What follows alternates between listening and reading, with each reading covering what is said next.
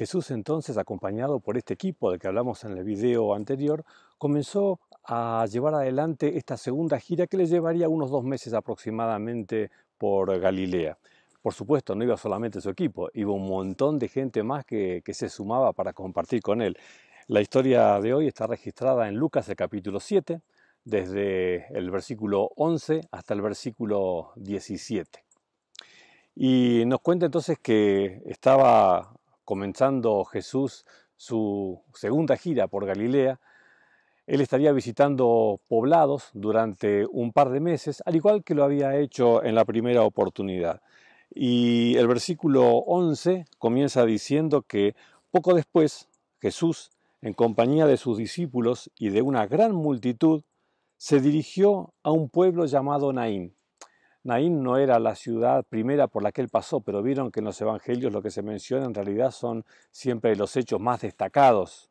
Pero los sucesos de Naín tuvieron un eterno impacto en la vida de las multitudes que fueron testigos de estos sucesos. Aquí se relata el encuentro de dos multitudes, en situaciones extremadamente opuestas. Junto a Jesús, una multitud que estaba gozosa, que lo acompañaba y estaba llena de expectativas, de esperanzas, pensando en un futuro prometedor, pero al llegar a la aldea de Naín se encuentran con otra multitud, en una situación muy diferente. El versículo 12 nos dice así: cuando ya se acercaba a las puertas del pueblo, vio que sacaban de allí a un muerto, hijo único de madre viuda. La acompañaba un grupo grande de la población. Esa muchedumbre que acompañaba a la viuda, que en ese momento va llevando en un ataúd a su único hijo. Esta multitud lloraba sin consuelo, ni esperanza, obviamente solidarios con el dolor de la madre y sin poder entender por qué pasó lo que pasó. Y lo único que pueden hacer es acompañarla en su sufrimiento, en su dolor. Tal vez piensan en su futuro, en un futuro tan negro que le esperaba ahora a esta mujer, ya que luego de perder a su esposo, ahora había perdido a su único hijo, su única posibilidad de sustento en la vida, cómo viviría de aquí en adelante. Pero la mujer, ¿saben?, no pensaba nada de eso. En su mente luchaba por encontrar en realidad una razón para seguir viviendo y no la encontraba. Si había perdido a su hijo, la vida ya no tenía nada que la traiga, perdió todo sentido. Lo que menos le importaba a esta mujer era el futuro. No sé a ustedes, pero impacta el cruce de estas dos multitudes con vivencias tan opuestas en un momento. Y claramente prevalece el dolor. La esperanza y la alegría del grupo que acompaña a Jesús se solidariza ante el dolor de los aldeanos de Naín. Y ya no hay dos actitudes encontradas. En el momento del cruce prevalece el dolor, el sufrimiento, y esto los une a todos en una misma actitud. Es que ante la muerte todos callamos. ¿Qué podríamos hacer? La impotencia los congela y la conciencia de saber que la muerte nos espera a todos al fin del camino obliga a todos a reflexionar. Pero hay uno entre las multitudes que no se queda callado. Uno que sí sabe qué hacer, uno que no es impotente ante la muerte, sino que justamente vino para poner límite a su reinado. Y vemos como lo dice el versículo 13, donde ahí dice que Jesús, al verla, se compadeció de ella y le dijo: no llores. Y este Jesús que se acerca a esta mujer con el corazón destrozado y con un gesto de inmenso cariño le pide que deje de llorar. Por la tensión y el silencio del momento, todos escucharon el pedido de Jesús a esta mujer. Por supuesto que todos se sorprendieron grandemente. Es difícil hablar a una persona que acaba de perder a su hijo e intentar consolarla, ¿no? Pero pedirle que no llore, realmente a nadie se le hubiese ocurrido hacer esto, nadie lo hubiese hecho. ¿Qué se podía esperar como reacción de esta pobre mujer que acababa de perderlo todo? Trato de imaginar el momento, la viuda que no termina de creer que su único hijo ya no está con ella y no volverá a estar nunca más, no es una pesadilla, es una realidad. No hay futuro. Las lágrimas que saturan sus ojos no le permiten ver bien a este hombre que se le acerca, pero se da cuenta que no es simplemente un hombre más. Esta persona actúa diferente a todos los demás. Se acerca a ella y con una mirada y un tono que ella jamás podrá olvidar, le dice, no llores. ¿Estaría despertando de la pesadilla? ¿Por qué escuchó ese no llores con tanta autoridad? ¿Por qué se le ocurrió a esta mujer que algo bueno podría pasar? El poder de la palabra de Jesús no conoce de imposibles. Es el que sabe lidiar con el dolor y con la misma muerte. Él puede sanar el corazón más destrozado porque Él es Dios. Habrá sido la firmeza de su voz, el cariño de su tono. Esa mujer cayó en la cuenta de que ese hombre era Jesús. Y en ese corazón se produjo una revolución. ¿Qué es lo que estaba pasando? Y entonces ocurre lo que dice el versículo 14. Entonces se acercó y tocó el féretro. Los que lo llevaban se detuvieron. Y Jesús dijo, joven, te ordeno que te levantes.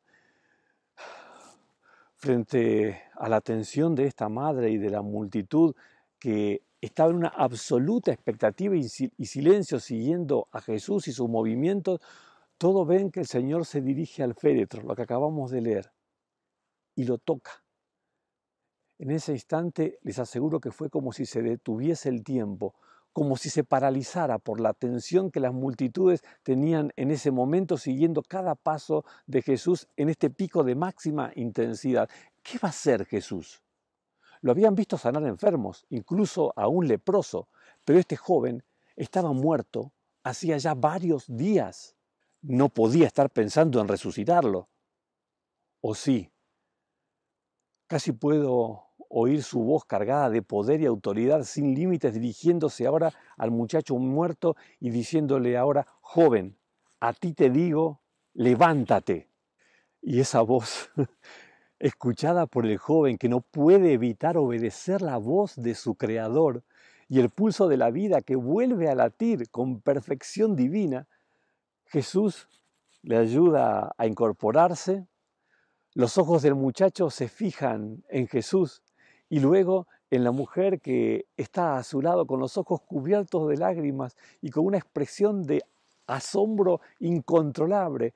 Ambos se confunden en un abrazo indescriptible. Y la historia sigue como lo relatan los siguientes 3 versículos.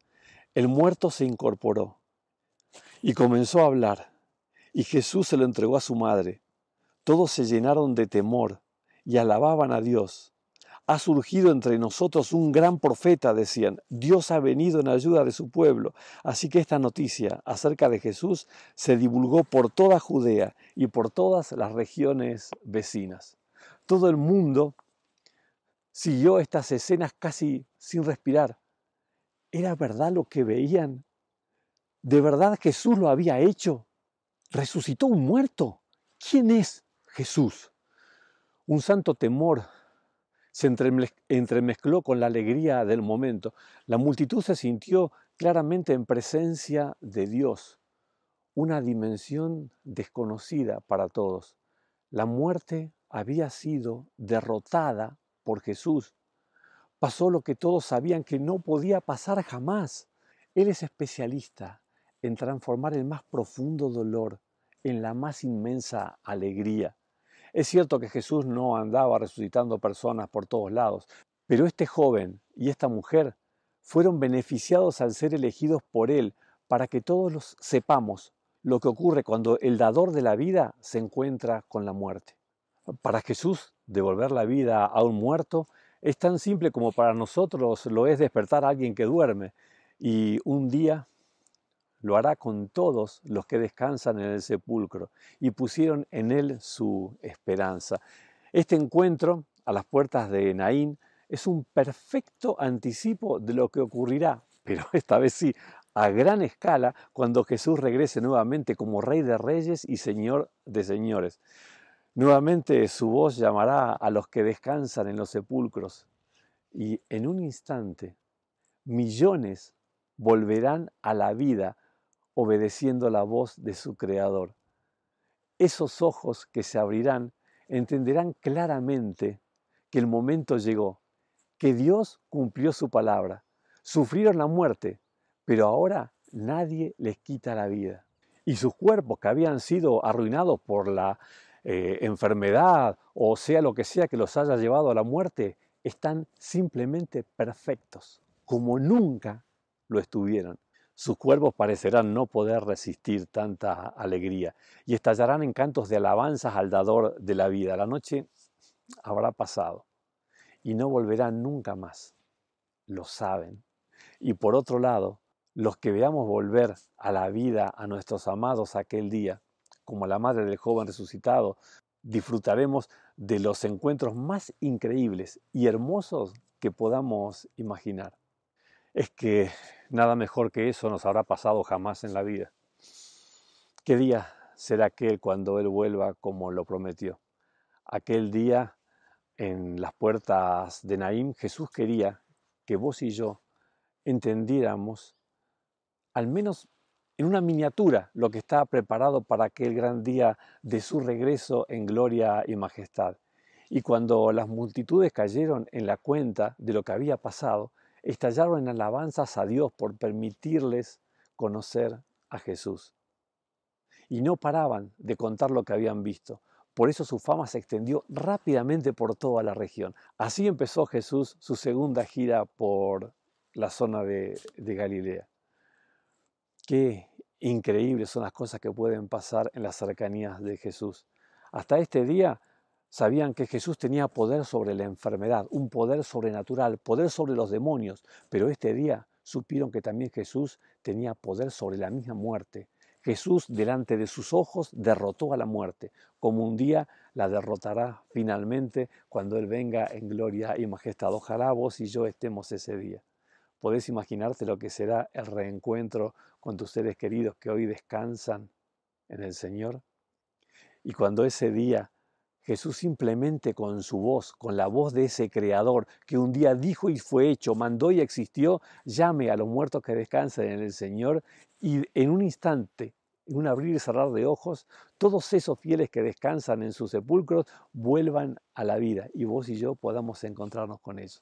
No podemos perdernos ese día, no podemos perdernos ese encuentro. Lo que ocurrió en Naín fue para que vos y yo sepamos que para el Dios del cielo la muerte no es un problema.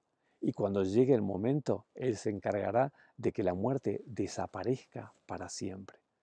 Que a vos y a mí nos encuentre ese día unidos a Jesús para que disfrutemos los milagros que Él quiere compartir con vos, conmigo, con los que descansan en los sepulcros y así continuar bendiciéndonos por toda la eternidad. Que Dios te bendiga.